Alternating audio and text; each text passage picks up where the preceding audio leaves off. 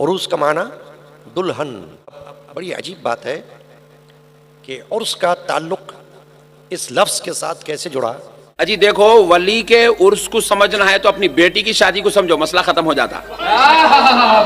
ایک طوائف گا رہی ہے سامنے درگاہ کے، ایک طوائف گا رہی ہے سامنے درگاہ کے، کیا مزے ہیں حضرت قبلہ سہاگن شاہ کے. عرس کے موقع پر درگاہوں مزاروں پر حاضری دے کے فیض ملے یا نہ ملے، لیکن گرل فرینڈ کا پیار ضرور مل جاتا ہے. عرس کے معنی ہوتے ہیں شادی. تو یہاں ایک سوال پیدا ہوتا ہے کہ اللہ کے ولیوں کا عرس کے دن کس کے ساتھ شادی ہوتی ہے. السلام علیکم رحمۃ اللہ وبرکاتہ. ناظرین، میں ہوں آپ کا دوست مولانا احسان رضا. ماہ سفر چل رہا ہے اور سفر کے مہینے میں بے شمار اولیاء کرام کا عرس منایا جاتا ہے، اور عرس کے موقع پر لاکھوں کروڑوں کی تعداد میں لوگ اپنی بیوی بچے والدین کے ساتھ حاضری دیتے ہیں. وہاں حاضری دے کر انہیں کچھ ملے یا نہ ملے، مجاوروں کی جھولی بھر کر اپنی جھولی خالی کر کے واپس آتے ہیں. درگاہوں اور مزارات پہ کتنے سارے خرافات ہوتے ہیں. آج یہ چیز ہماری نظروں سے چھپی ہوئی نہیں ہے. انہی چیزوں کو دیکھ کر اہل حدیث دیوبندی کئی اعتراض کرتے ہیں. انہوں نے کیا کیا اعتراضات کیے ہیں عرس کو لے کر، وہ پہلے میں دکھانا اور سنانا چاہوں گا. اس کے بعد پھر میں علماء اہل سنت والجماعت کی زبانی جواب بھی دکھانے اور سنانے کی کوشش کروں گا. تو چلیے سب سے پہلے ہم یہ دیکھتے ہیں کہ علماء اہل حدیث اور دیوبند کے نزدیک مزاروں پر حاضری دینا کیوں منع ہے، عرس منانا کیوں منع ہے. چلیے دیکھتے ہیں ویڈیو کو. عرس کیوں منایا جاتا ہے؟ عرس منانے والوں کی کتابوں میں چند باتیں بیان کی گئی ہیں. وہ یہ کہ عرس اس لیے منایا جاتا ہے کہ پیارے نبی صلی اللہ علیہ وسلم نے ہمیں قبروں کی زیارت کرنے کا حکم دیا ہے، اور آگے لکھتے ہیں کہ قبروں کی زیارت کرنے سے موت کی یاد تازہ ہوتی ہے. عرس میلوں میں کیا کچھ نہیں ہوتا، بے پردگی عام ہوتی ہے. اب وہاں عورتوں کے حسن کو دیکھ کر کون موت کو یاد کرتا ہے؟ اور یہاں پر مخنثوں کو لایا جاتا ہے، جو نامرد ہوتے ہیں وہ آ کر ڈانس وغیرہ کرتے ہیں. کیا یہ آخرت کی تیاری ہے؟ اور یہاں پر سندل کی رسم ہوتی ہے. کیا ان رسم و رواج کا نبی صلی اللہ علیہ وسلم نے حکم دیا ہے؟ قبروں کی زیارت کا حکم تو پیارے نبی نے ضرور دیا ہے، لیکن کس انداز میں؟ اسی انداز میں زیارت کرنا ہے جس انداز میں نبی مکرم صلی اللہ علیہ وسلم نے زیارت کی ہے. اس سے ہٹ کر کوئی دوسرا تیسرا طریقہ بناتا ہے تو پھر یہی بدعت ہے. اور اس کے سلسلے میں نبی صلی اللہ علیہ وسلم کا واضح فرمان ہے، کل بدعت ضلالہ وکل ضلالۃ فی النار. ہر بدعت گمراہی ہے اور گمراہی جہنم میں لے جانے والی ہے. اور عرس میں کیا ہوتا ہے؟ ایک دفعہ نام نہیں لوں گا اس شہر کا، یو پی میں ہے، فیض آباد کے قریب. وہاں طوائفیں ناچتی ہیں. بہرائچ میں تو باقاعدے سٹے بٹے چلتے ہیں. پاکستان میں تو میرے پاس ویڈیو موجود ہے، اگر آپ کو میری کسی سی ڈی میں یا کسی کیسٹ میں وہ نظارے آئے ہیں، آپ کو میں دکھاؤں. اعوذ باللہ استغفر اللہ. طوائفیں، روپے، کیا کیا نہیں ہوتا جی، کیا کیا نہیں ہوتا ہے. اب میرے منہ سے مت اگلواؤ، مجھے شرم آئے گی اگر میں بیان کروں. کیا کیا بدکاریاں، زناکاریاں نہیں ہوتی، اور آنکھوں نے دیکھا ہے، کانوں نے سنا ہے. ہاں، بچے نہیں ہوتے تو وہاں بچے مانگتے ہیں. اعوذ باللہ، میں نہیں چھیڑنا چاہتا، اتنا ہی کافی ہے. ایک طوائف گا رہی ہے سامنے درگاہ کے، ایک طوائف گا رہی ہے سامنے درگاہ کے، کیا مزے ہیں حضرت قبلہ سہاگن شاہ کے. ایک طوائف گا رہی ہے سامنے درگاہ کے، کیا مزے ہیں حضرت قبلہ سہاگن شاہ کے. عورتوں کی بھیڑ میں نظارہ ٹھوکر کھائے ہے، عورتوں کی بھیڑ میں نظارہ ٹھوکر کھائے ہے. اس ہجوم رنگ و بو میں کب خدا یاد آئے ہے، اس ہجوم رنگ و بو میں کب خدا یاد آئے ہیں. اب میں آگے آپ کو ویڈیو میں یہ دکھانے والا ہوں کہ دیوبندی جماعت کے نزدیک عرس منانا جائز ہے نہیں ہے. تو ان کے بہت ہی مشہور و معروف مولانا ڈاکٹر اسرار احمد کی زبانی دیکھتے اور سنتے ہیں کہ وہ کہتے وہ تھے جو کرتے نہیں تھے، اور کرتے وہ تھے جس کا حکم ہی نہیں ہوا. عرس منائے جا رہے ہیں، یہ کوئی اللہ کے رسول کا حکم ہے؟ کیا رسول کے صحابہ کا عمل ہے؟ کیا حضور کا عرس منایا گیا؟ عید میلاد النبی ایک نئی عید ہو گئی ہے، کیا اس کا حکم دیا محمد رسول اللہ نے؟ یفعلون ما لا یؤمرون، وہ اپنی ہی ایجاد کردہ روایات ہیں، اپنی ہی ایجاد کردہ بدعات ہیں، اپنی ہی ایجاد کردہ رسومات ہیں، ان پر لگے ہوئے ہیں۔ تو دیکھا آپ نے کہ ان کا صاف کہنا ہے کہ عرس منانے کی اجازت نہ تو اللہ کے نبی نے دی ہے، نہ ان کے صحابہ نے دی ہے، اور نہ ائمہ مجتہدین نے دی ہے۔ لیکن علماء بریلوی کے پاس اس کا کیا جواب ہے؟ چلیے ہم ان کے جوابوں کو بھی دیکھتے اور سنتے ہیں۔ اجی دیکھو، ولی کے عرس کو سمجھنا ہے تو اپنی بیٹی کی شادی کو سمجھو، مسئلہ ختم ہو جاتا۔ دیکھو، آپ کے گھر میں بیٹی کی شادی ہو رہی، سمجھو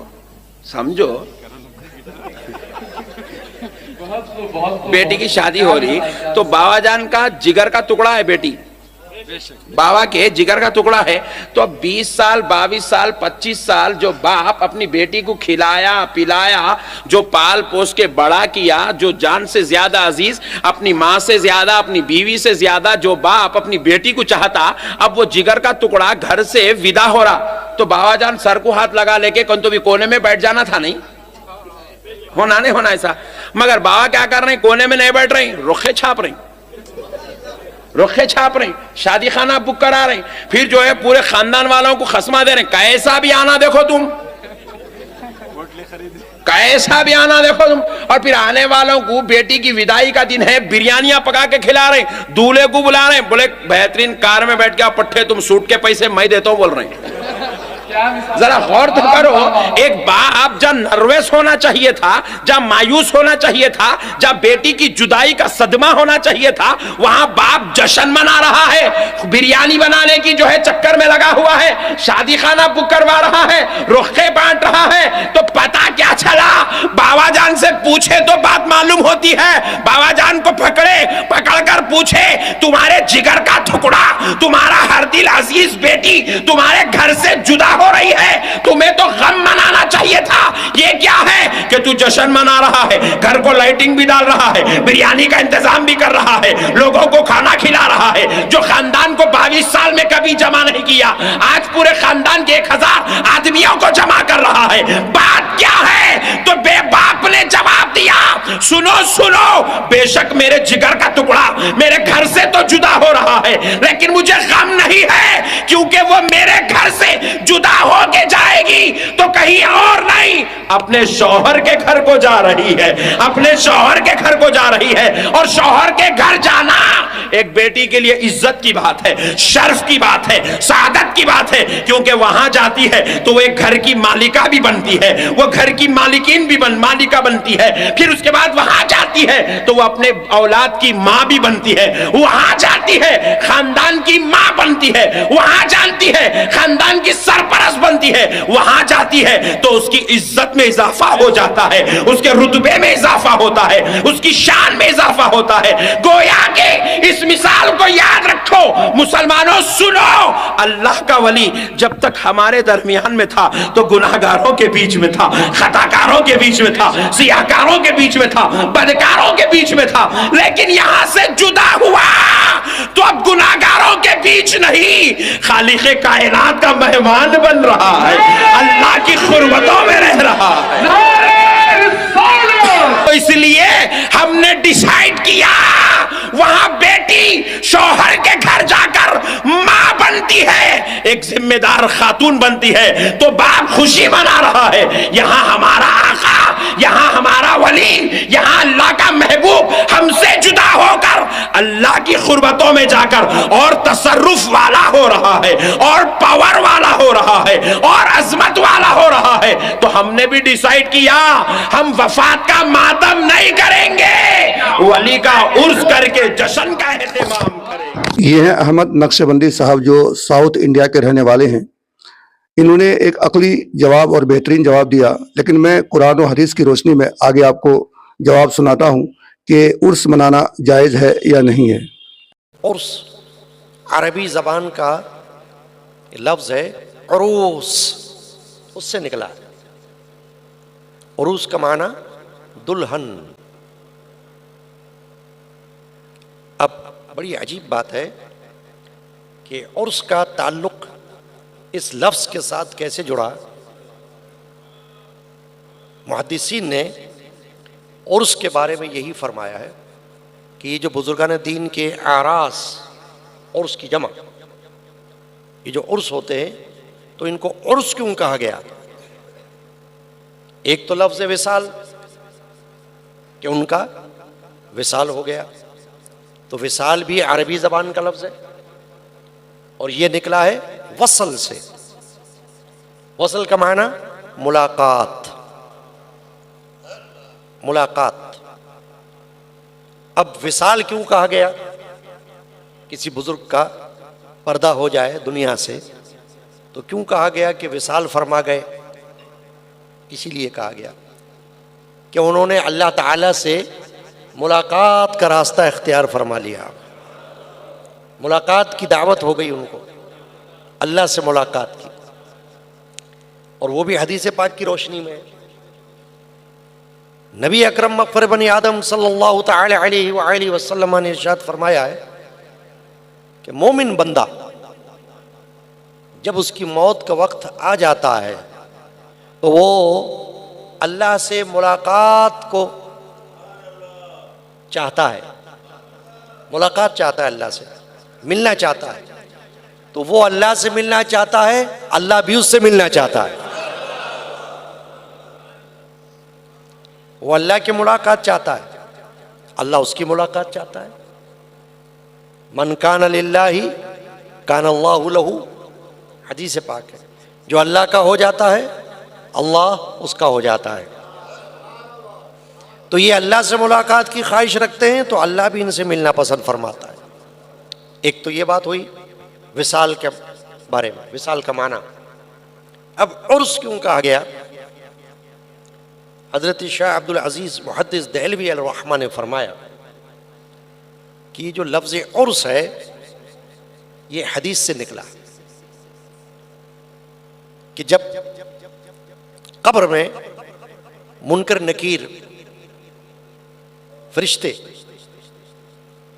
داخل ہوتے ہیں مرنے کے بعد، ہر انسان کے مرنے کے بعد، کافر ہو یا مسلم، وہ فرشتے وہاں پر آتے ہیں تو اس سے سوالات کرتے ہیں، 3 سوالات کرتے ہیں، اور تیسرا سوال سرکار دو عالم مغفر بنی آدم صلی اللہ علیہ وآلہ وسلم تشریف لے آتے ہیں، ان کا روح انور چہرہ مبارک جب دکھایا جاتا ہے تو پھر یہ سوال کرتے ما کنت تقول فی ھذا الرجل، اس ذات پاک کے بارے میں تو کیا کہا کرتا تھا،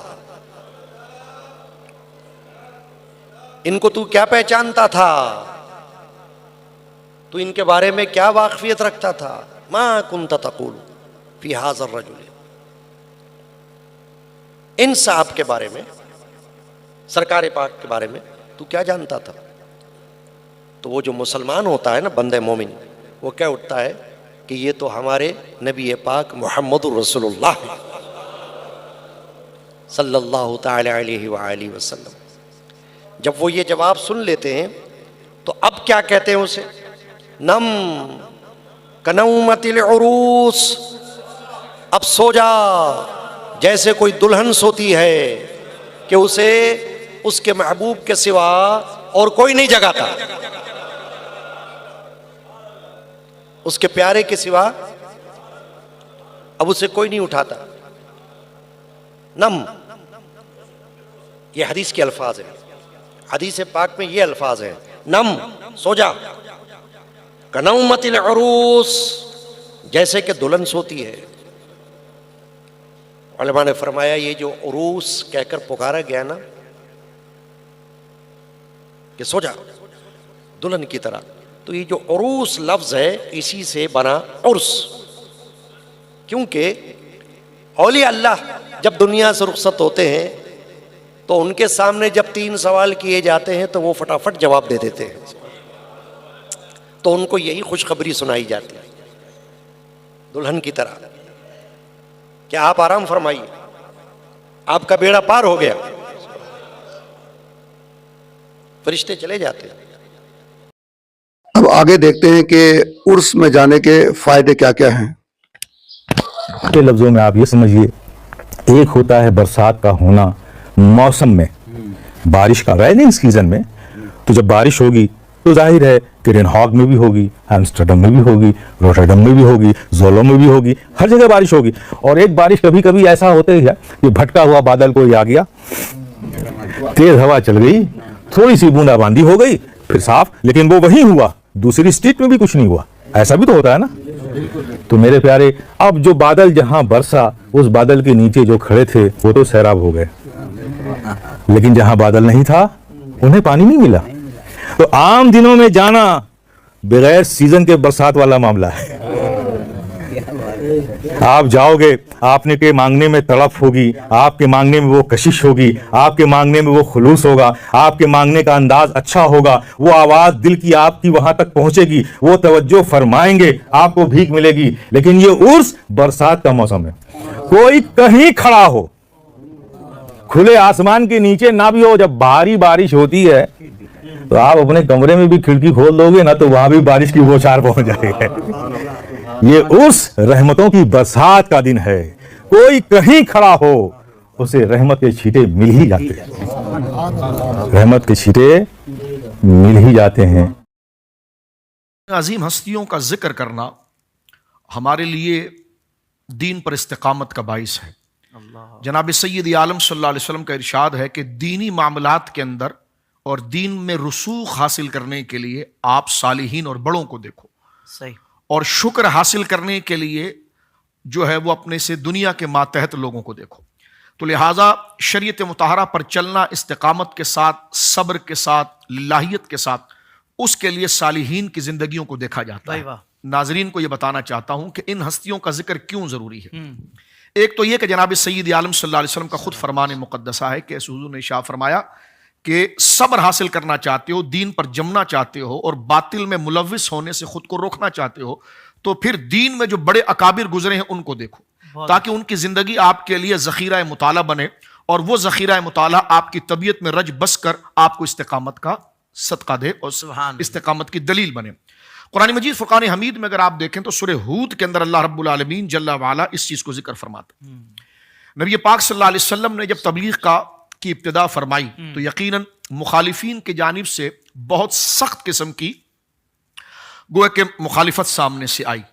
تو اس زبردست تحریک کے مقابلے کے لیے حضور سید عالم صلی اللہ علیہ وسلم کی اپنے درجے میں استقامت کے لیے اور اپنے درجے میں کمال کے لیے اللہ رب العالمین جل وعلا نے آپ کی تربیت جو اللہ نے فرمائی، پھر آپ نے ساری خدائی کی تربیت فرمائی. تو آپ کی تربیت کا جو سب سے پہلا حصہ قرآن کریم ذکر کرتا ہے وہ یہ ہے کہ اللہ فرماتا ہے وَكُلًّا نَقُصُّ عَلَيْكَ مِنْ أَنْبَاءِ الرُّسُلِ مَا نُثَبِّتُ بِهِ فُؤَادَكَ. فرمایا حبیب ہم آپ کو سارے نبیوں کا قصہ سنائیں گے اور سارے رسولوں کا قصہ سنائیں گے. کیوں؟ فرمایا اس لیے سنائیں گے تاکہ اس کے ذریعے جو ہے وہ آپ کا دل مضبوط ہو جائے.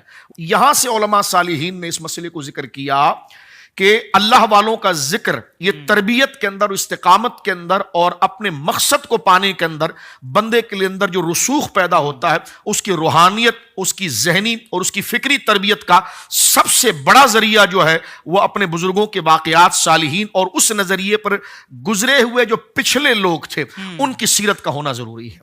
تو لہذا یہی مقصد عرس ہوتا ہے تاکہ ان کی حالات، ان کی زندگی، ان کے واقعات کہ انہیں اللہ کے دین کی سربلندی کے لیے، عبادات اور احکامات کی پابندی کے لیے اور اس پرآشوب اور اس پرفتن دور کے اندر استقامت کا مظاہرہ کرنے کے لیے جو جد و جہد انہوں نے کی اخلاص کے ساتھ، تو وہ مظاہرہ، وہ عملی شکل ہمارے سامنے موجود ہو تاکہ ہمارے سامنے اپنے معیار کے جو معاملات آزمائش کے طور پر آتے ہیں تو ان کے واقعات اور ان کے حالات ہمارے لیے استقامت کا باعث. ناظرین اکرام، ویڈیو کو میں خلاصہ کر دیتا ہوں. دیوبندی وہابی لوگ اکثر یہ اعتراض کرتے رہتے ہیں کہ مزاروں اور درگاہوں میں عرس کے موقع پر لوگ بے حیائی کرتے ہیں، وہاں لڑکے لڑکیاں آپس میں ملاقاتیں کرتے رہتے ہیں. تو میں اس کا جواب آپ کو یہ دینا چاہوں گا کہ مسجد خدا کا گھر ہے، اور خدا کے گھر کے اندر کوئی اگر بے حیائی کرتا ہے تو آپ یہ نہیں کہیں گے کہ مسجد مت جاؤ، بلکہ کوشش یہ کریں گے کہ وہاں جو لوگ بے حیائی کرتے ہیں ان کو وہاں سے دور رکھا جائے، ان کو وہاں آنے نہ دیا جائے. تو ٹھیک ایسے ہی اعلیٰ حضرت امام محمد رضا فاضل بریلوی نے یہ فرمایا ہے کہ عورتوں کو مزاروں میں، درگاہوں میں جانا ناجائز ہے، حرام ہے. جب وہ گھر سے نکلتی ہیں تو اللہ ان کے فرشتے ان پر لعنتیں بھیجتے ہیں. عورتیں اگر آج کے ٹائم میں مزاروں اور درگاہوں میں جاتی ہے تو قصوروار ان کے گھر والے ہیں، کیونکہ بریلوی کبھی اپنی ماں، بہن बीवी बेटियों को दरगाह जाने की इजाजत नहीं देते हैं। अगर कोई देता है तो वो गुनहगार है। तो वहाँ औरतें जाती हैं, उसकी वजह से उर्स मनाना आप नाजायज नहीं कर सकते, बल्कि जो जा रही हैं उनको रोका जाए। और रही बात कि और कुछ खुराफात होते हैं, जैसे वहाँ मज़ारों दरगाहों में जाके धागा बांधना, नारियल फोड़ना और मज़ार के अंदर जाकर के चिराग जलाना और अगरबत्ती वगैरह जलाना, उसके अलावा बहुत सारे चादरें चढ़ाना, ये सारे कामों को आला हजरत ने मना किया है। ऐसे खुराफात से बचना चाहिए। कोई आदमी अगर दरगाह के अंदर जाकर के धागा बांधता है, नारियल फोड़ता है और आग जलाता है तो उनको रोकना चाहिए। ये नहीं कि उनकी वजह से आप उर्स को मना कर देंगे। वो गलत कर रहा है तो गलत कामों से रोको। आला हजरत ने फरमाया कि दरगाह में जो वली लेटे हुए हैं उनकी कब्र पर सिर्फ एक ही चादर होनी चाहिए। ये नहीं कि वह चादरों की बिजनेस हो, तिजारत हो। अगर कोई मुजावर चादरों की बिजनेस करता है, तिजारत करता है तो वो गलत कर रहा है। आप मत दें, आप मत चादर चढ़ाएं। चादर चढ़ाने के बजाय अगर कोई फकीर हो, कोई मजबूर हो, बेवा हो, यतीम हो, गरीब हो, तो उनको आप वो रकम दे दें, आपको सवाब मिलेगा। लेकिन वहाँ चादर मज़ार पर पहले से मौजूद हो, आप दूसरी चादर चढ़ाएंगे तो कोई फ़ायदा आपको उससे मिलने वाला नहीं है। और आला हज़रत का एक फतवा ये भी है कि जो भी शख्स दरगाह मज़ार पर हाज़िरी देता है उसको कम से कम 4 हाथ दूर खड़े हो रहना चाहिए। यही अदब है। कोई जाके अगर मज़ार के सामने जाके सजदा करता है, सर को झुका देता है, वहाँ जाकर के कोई बेअदबी करता है तो वो गुनहगार है। वरना आला हज़रत का फतवा यह है कि 4 हाथ कम से कम दूर रह करके ही वहाँ फातिहा वगैरह पढ़ी जाए, इसी में अदब है। तो खुलासा कलाम ये है कि उर्स हम इसलिए मनाते हैं कि कम से कम इस बहाने से औलिया इकराम का जिक्र होता है, उनकी सीरत बयान की जाती है और उनके वाक़यात बयान की जाते हैं। जब उनकी सीरत बयान करेंगे, वाक़यात को बयान करेंगे तो उससे हमारी नौजवान नस्ल, नई नस्ल बातों को सुनकर कम से कम सही रास्ते पे आ जाएगी। क्योंकि आज के दौर में मोबाइल तो सब चलाते हैं।